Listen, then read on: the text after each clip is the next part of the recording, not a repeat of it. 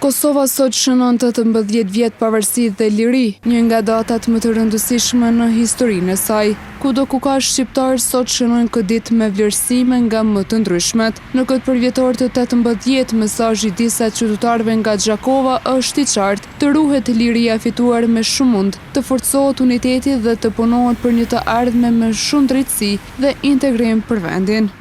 Pari gjithë shqiptarëve të Kosovës, onë mon, ka gjinë një urojmë festën e pavarësisë Kosovës.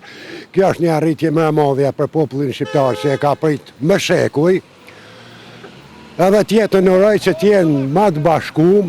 Unë për mesazh më të mirë në mohë inshallah urojmë që ta gëzojmë këtë pavarësi, ta gëzojmë këtë liri që e kemi dhe të mendojmë pak më urtë e butë dhe ta ndërtojmë sa më mirë që është e mundshme. Edhe ata që në hak të kthehen sepse po mohen pothuajse padrejtësisht.